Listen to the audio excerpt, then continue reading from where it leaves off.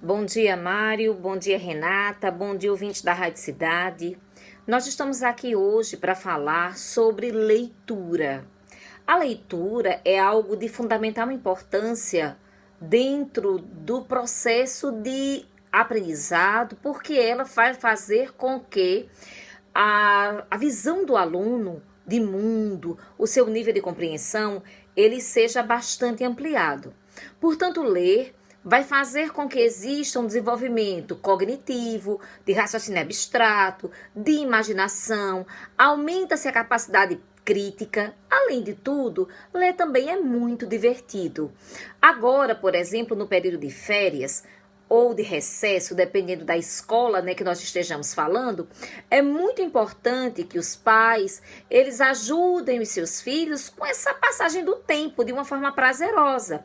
A leitura conjunta cria vínculos, então os pais e os filhos podem aproveitar esse momento para se ler um livro interessante, para se contar uma história que se chamou a atenção, para poder experimentar novas leituras, seja dentro de um romance, seja dentro de um livro de filosofia, seja dentro de um pensar sociológico, ou seja, há muitas oportunidades de leitura que pode ser tomada agora no período de férias.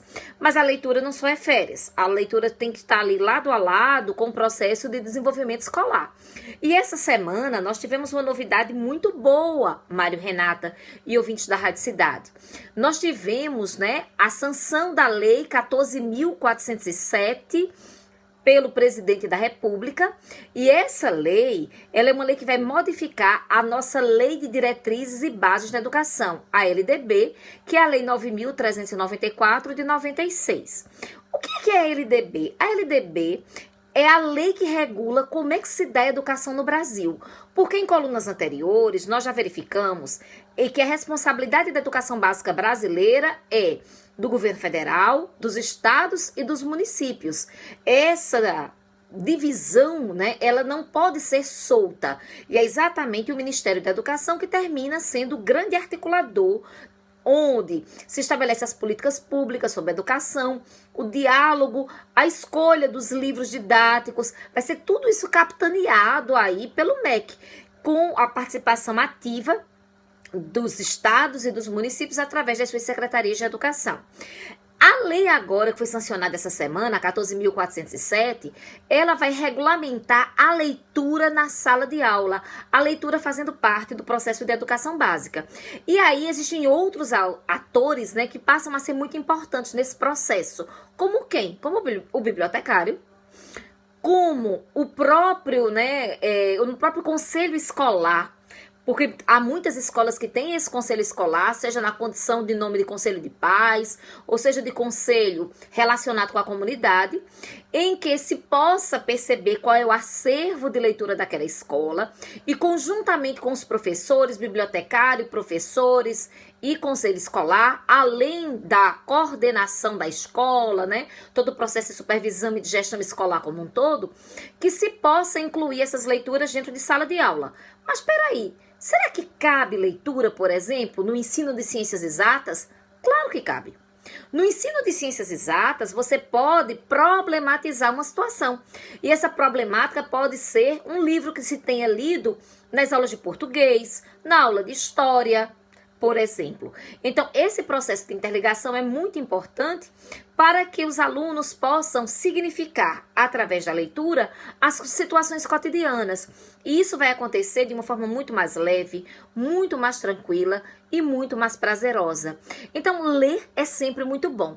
E muitas vezes nós encontramos, Mário e Renata, situações muito estranhas, como, por exemplo, eu já visitei bibliotecas escolares que tinham um acervo muito bom, e que esse acervo estava trancado dentro de um armário, onde os livros ainda tinham plástico revestindo aqueles livros.